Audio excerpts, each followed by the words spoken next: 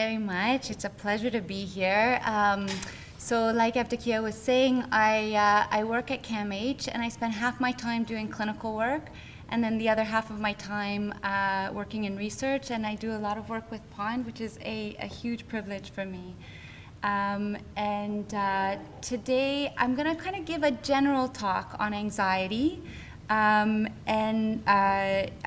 just to tell you what our clinic looks like at KMH. We mostly see young people, but all the way up to about 25 now, who have some difficulties in the social domain and then have some mental health challenges as well.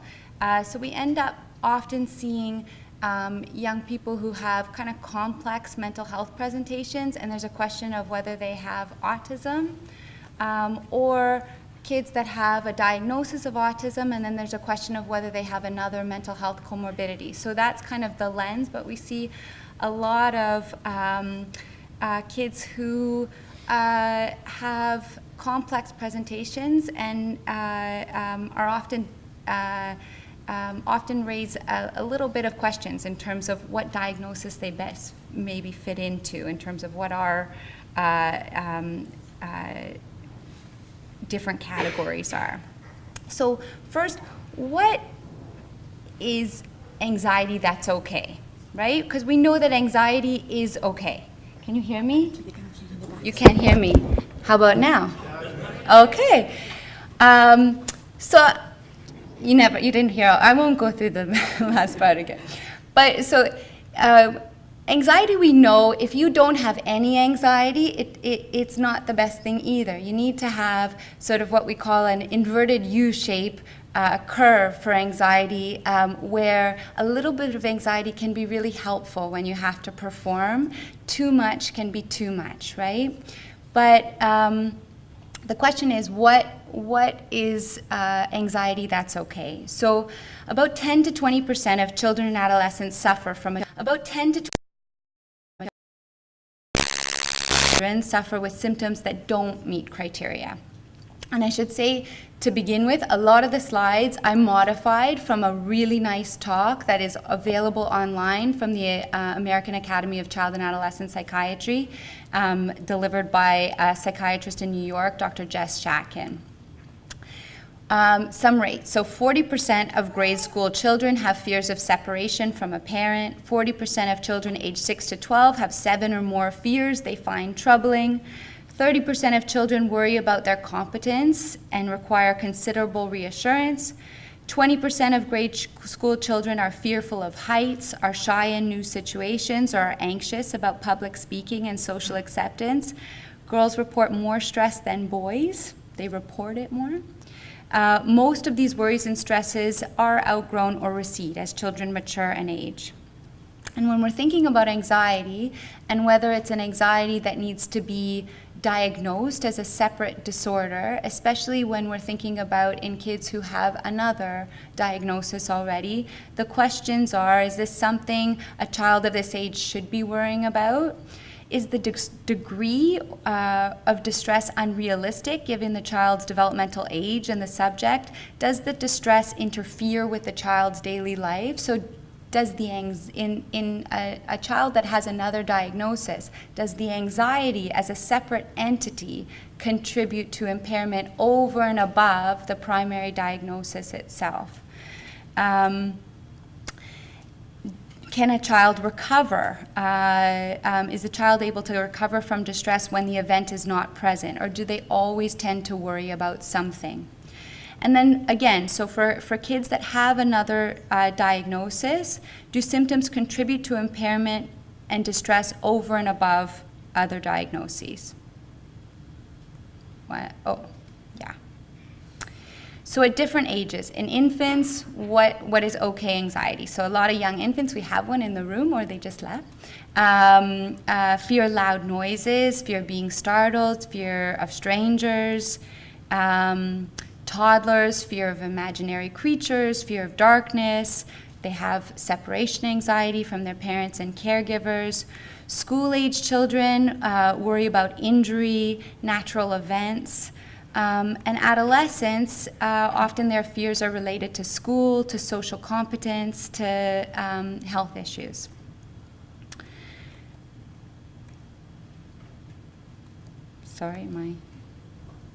So, and the most common anxiety disorders in middle childhood and in NDDs, in neurodevelopmental disorders, are separation anxiety, generalized anxiety disorder, and specific phobias, as well as social phobia. Children with anxiety disorders may present with fear or worry, but may not recognize their fears as unreasonable. Younger kids often have difficulty articulating. Sorry, these my slides are using all sorts of weird narrations that I didn't mean for them to do, so just bear with me. But younger kids often can't articulate their feelings, and so we often see physical symptoms presenting first. So those are kind of some nice signs that you can go upon. If a kid is not able to tell you that they're experiencing a lot of anxiety, if they're having lots of headaches, lots of tummy aches, if they want to stay away from school because they're not feeling well, you kind of have to have your guard up that there might be something going on. When there are other diagnoses present, if it's autism, if it's ADHD, if it's OCD, those other diagnoses can make it even more difficult sometimes to communicate what's going on in the form of a worry. So you can kind of think about anxiety as physiological arousal. If you see a kid that's always looking like they're a deer caught in headlights, that's something that's not going away, right? It's something that tends to be an underlying current of a daily experience that could be quite distressing. What to look for, but many features overlap with the primary diagnosis, right? And that's what makes it quite difficult to diagnose different disorders when there's another diagnosis present. So physical complaints, like I said before, sleep problems, but you might have sleep problems because you're a kid with ADHD and you're on stimulant medication. So you have to think about how these things overlap and not do what we call double counting, right? If you have to think if this is something separate. And the reason why you have to think about the separation is not because you don't want to make sure that you understand what a kid's distress is being caused by, but you don't want to add more labels for the sake of adding labels, right? You want the labels to be something that work for you, as Rick had said previously. And the other thing is, when you have a label, people may be more likely to treat it, and you may end up on medications that aren't necessarily needed or in realms that aren't necessarily the right fit. Change in eating. Again, change in eating could be because you're on a stimulant medication and that's suppressing appetite. Avoidance of outside and interpersonal activities, school parties, camps, slumber parties, safe strangers. So if you're a child who has autism, are you somebody who's avoiding social interactions because it's kind of part of your autism and it's not really something that you're interested in? Or are you really interested in socializing, but anxiety is keeping you from doing it? So these are the kinds of things that have to be thought about when you're thinking about anxiety when there's another diagnosis present. Change in attention and school performance because of anxiety as opposed to another diagnosis. And anxiety might not be pervasive, so it actually waxes and wanes sometimes, and it might not always be there, and sometimes kids can have a huge amount of difficulty at school, but as soon as they're at home, they're okay, but there's still anxiety present. Explosive outbursts can also be part of the presentation. So I'm just going to go through quickly the diagnostic criteria in general terms for the really common anxiety disorders that we see across child and adolescent psychiatry, but also very much so in kids who have neurodevelopmental disorders. So separation anxiety is worry about separation from a parent or caregiver. And you see recurrent distress. Sorry, this is going to happen again. So I'm just going to get it here. So recurrent distress when you anticipate separation from your caregiver, persistent excessive worry about losing your caregiver, parent, worry about experiencing an untoward event that causes separation, persistent reluctance or refusal to go out of the home, school refusal could come up, refusal to sleep away from home, repeated nightmares about separation, repeated complaints of physical symptoms. So separation anxiety is a lot of fear about being away from your primary attachment figure, whoever that person might be. And it's the anxiety disorder that tends to come up earliest, like in the youngest kids. And it has to be present for about 4 weeks or more in order to call it a diagnosis. So again, these are things that come with this diagnosis, but there has to be impairment in order for it to be necessary or helpful to call it another, to provide another diagnosis. Specific phobias.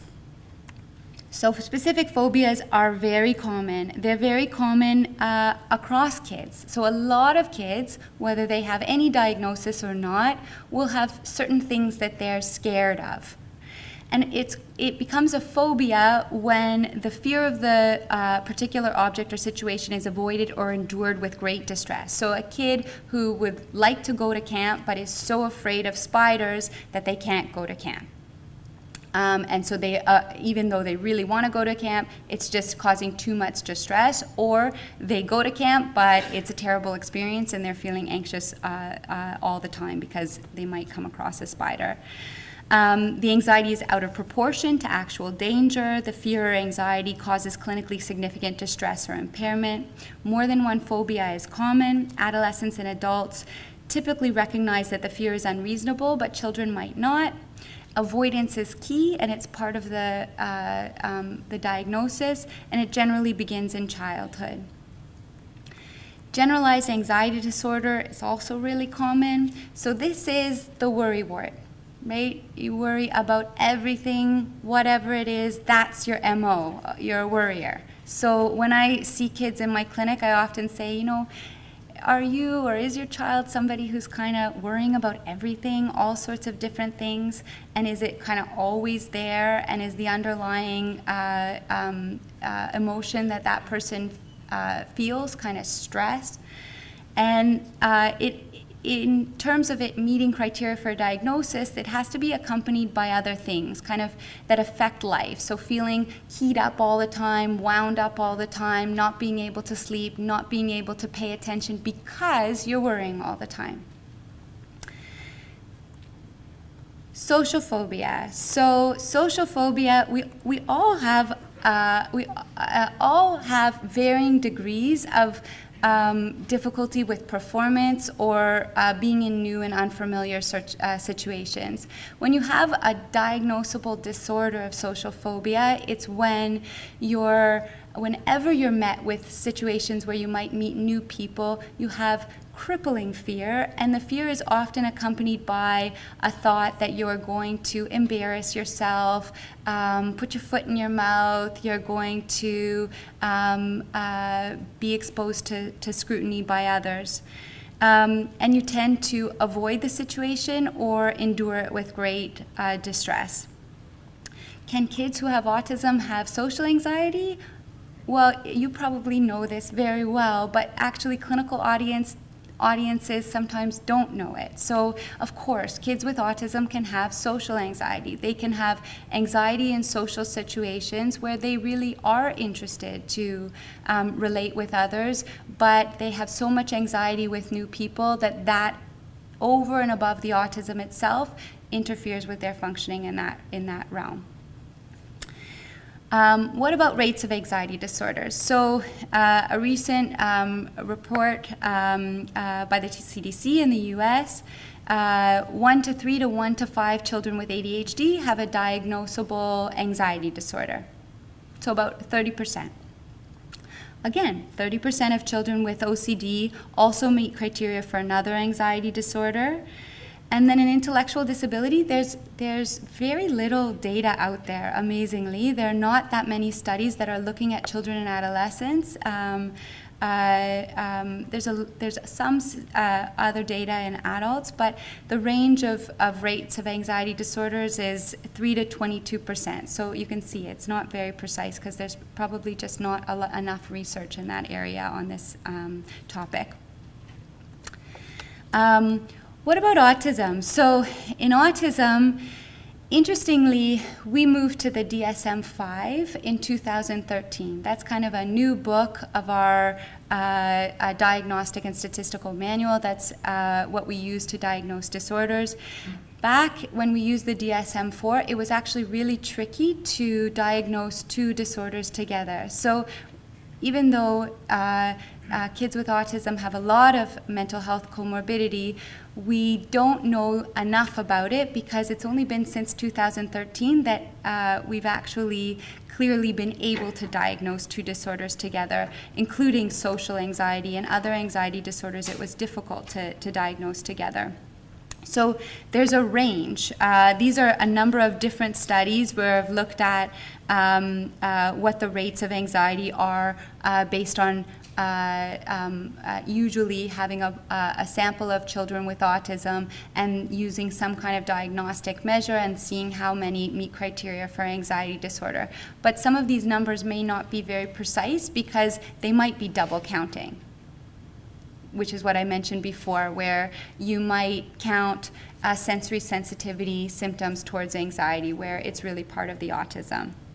But there is a really nice meta-analysis in greater than 2,000 children and adolescents, and they found specific phobia, 30% of kids, OCD, 17%, social anxiety, 16%, generalized anxiety, 15%, separation, 9%, panic disorder, 2%. My colleague, Meng-Xuan Lai, and a group of us just looked at a number of different prevalent studies and probably a more precise estimate of how many kids with autism meet criteria for anxiety across what the literature suggests is about 23%. Identifying psychiatric comorbidity in NDD. So I'm gonna go through the rest of this a little bit quickly, and then I'm gonna open it up for questions because you're an audience that has a lot of questions, and I imagine it's better for you to have that opportunity than to hear me list off the slides. But one of the things that's a challenge when you have a primary diagnosis, whether it's autism, ADHD, OCD, intellectual disability, or otherwise, is that you want to make sure you're not overcounting. You're not giving somebody a label, as I said before, that is really part of the primary diagnosis. So some of the problems are that when you're trying to use objective measures to figure out if somebody has a diagnosis, there's not a lot of measures out there that are really well validated for kids who have two different diagnoses. Sometimes language impairments lead to challenges with communicating regarding thoughts and feelings. And again, as I said it already, symptoms may overlap. So you, again, try and think about whether do symptoms contribute to dysfunction over and above other diagnoses. Objective rating scales are helpful, and try and get information from different people. So if you feel that your kid is struggling with anxiety, what does the teacher notice? What does another caregiver notice? And getting that perspective to see what it's like in other situations. I'm going to go through this. So what are the treatments for anxiety? So the primary treatment that has the best evidence is CBT, cognitive behavioral therapy. Indications are for OCD and phobias, panic disorder, generalized anxiety, and social anxiety or social phobia. And so what's CBT? So CBT is really a manualized approach that tends to be about 12 or 15 weeks in duration. And it teaches skills to kids. And one of the main tenets of CBT is that there's a connection between your thoughts, your feelings, and your actions. So this is an example. What happened? My friend Emma hasn't spoken to me as much as usual over the past week. My thoughts. Emma hasn't talked to me much this week. She must be mad at me. How do you feel? Based on that thought, I feel sad and hurt. What are your actions? Because I was upset, I ignored Emma and avoided her at school, and then there's a cycle that happens. And so part of the exercise in CBT is teaching kids to kind of challenge those thoughts, think through other possible scenarios.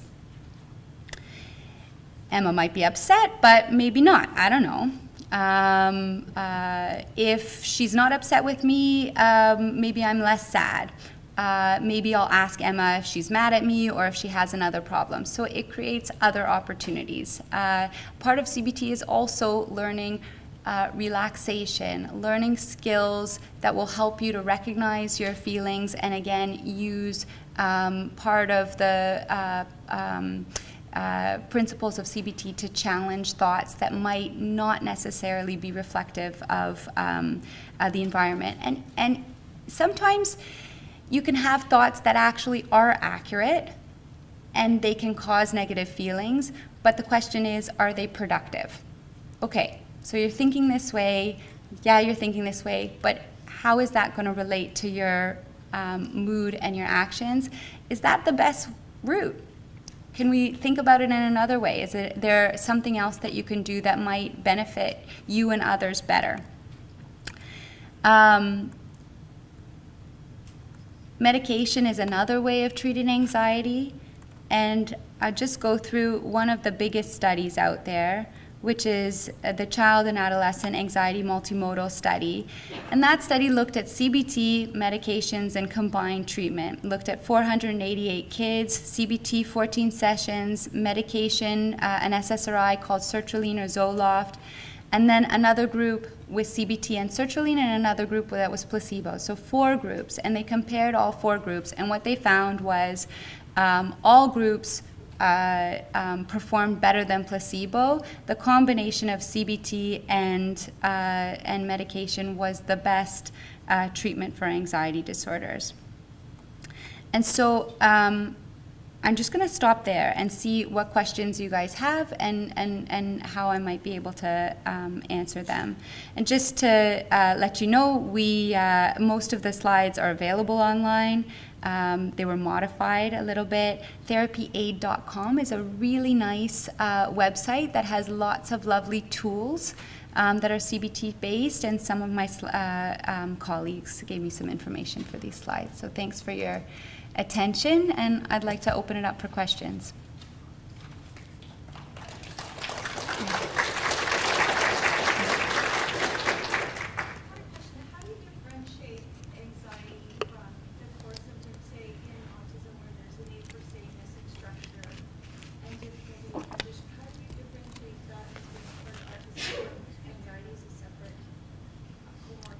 Totally. Yeah, that's a great question. So one of the things that is helpful in terms of assessing for anxiety and autism is looking at the longitudinal trajectory. So autism is there from a very early age, and even though some of the repetitive behaviors in terms of their focus can change over time in terms of what the focus, what the content is, it really helps to think about, okay, who has this kid been from the get-go? What are the symptoms of autism that have been there from the get-go?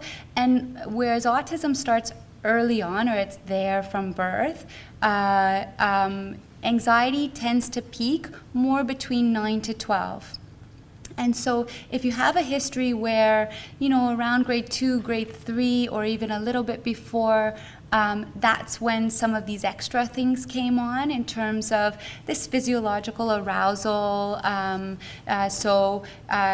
Whenever he goes to school, he just seems to be really anxious. He doesn't say anything about it, but his body posturing just changes completely. He looks like he's really tense, and that's not something that's been there all along. It's something that's fairly new. So I always like to ask, what was there from the beginning? What's new? What changes it as well?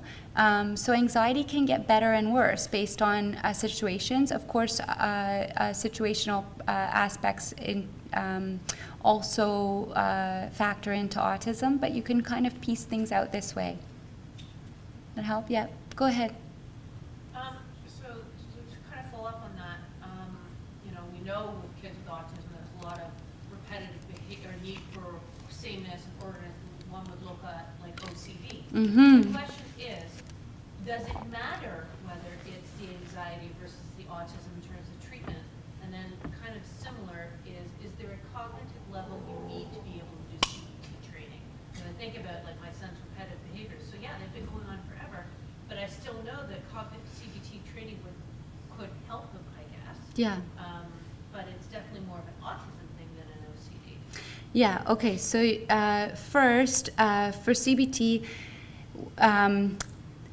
really the evidence for children who have autism, whether CBT works or not, it's been tested in individuals who have average intelligence.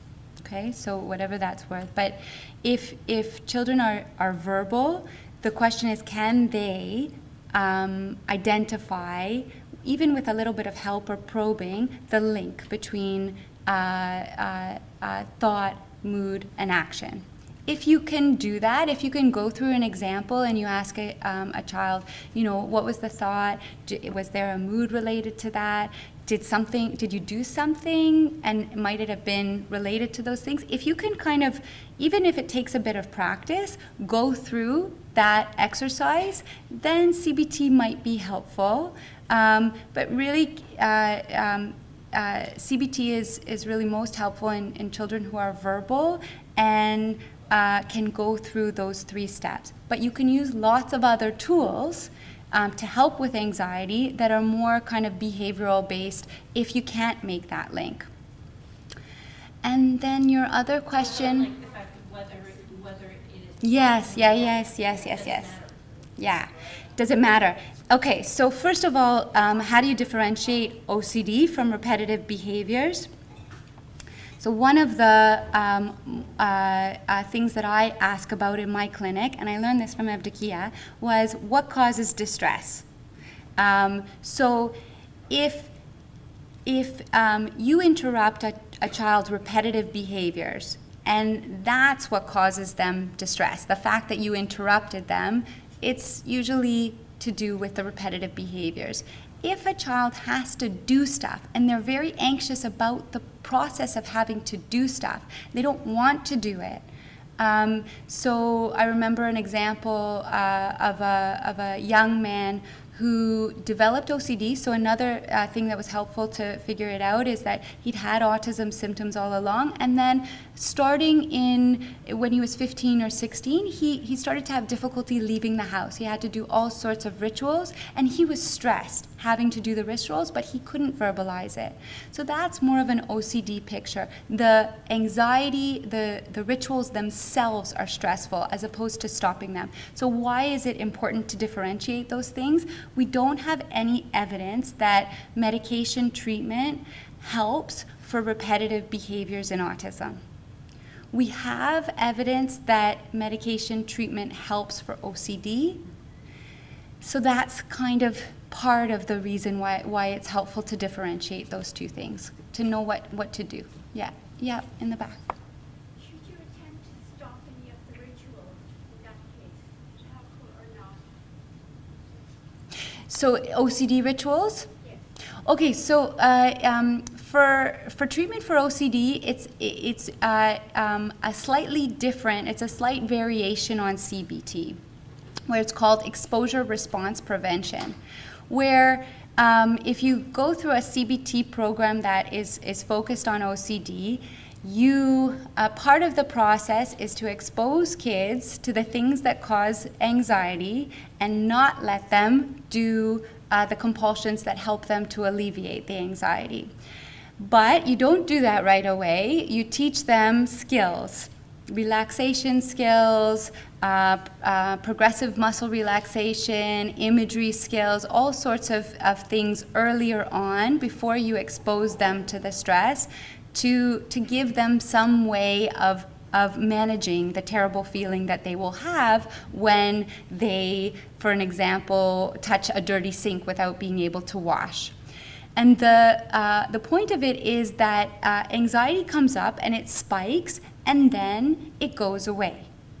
That's the natural course of anxiety. In a moment, you might have a spike of anxiety if you feel that something, bad has happened. But if you sit with it, it will go away in a minute, 5 minutes, up to 10 minutes or so. If you do your compulsion, then it kind of gives you reinforcement. Okay, I did my compulsion, that's why the anxiety went away. The idea with exposure response prevention is that you expose the kid to anxiety and you let them sit with it, and after 10 minutes, the anxiety goes away, but they didn't do their compulsion. So nothing terrible happened. And so you're trying to show them that they don't have to do the compulsion. You're just trying to disentangle the sort of obsessive thought, which might be, if I touch a sink, I'm going to get sick and develop some sort of terrible illness. Well, I didn't wash my hands, and actually nothing happens. Does that answer your question to some extent? For example, our son, he has this ritual before he goes for a drive, especially long drive, and he unplugs everything in the house. And we just kind of stop him when he gets into this kind of mood, and we get very aggressive trying to stop his behavior. And he's a big lad, he's 22, and he's about 280 pounds. Well, I think I think maybe it's worth talking about it a little bit more, and I'm happy to talk to you afterward, because I think a big lad who wants to unplug stuff, if you stop him from doing it, it's gonna be a hard situation. So you kind of have to think about the pros and cons, and what are the other factors that are contributing. Yes, go ahead. Yeah. Okay, so I have a son who stopped smiling when he was about 6, and he's 9 now. And also, his anxiety escalated. And so Yeah. we went through CBT program, and they dealt with some specific items that he was anxious about. But I feel like this general level of anxiety is still there, and I can tell since we stopped the program. So I guess, A, what would be your fallback in a scenario like that? And B, do you have any experience with this stop smiling kind of behavior? I have heard that actually in my clinic, where, there's in just development as it goes.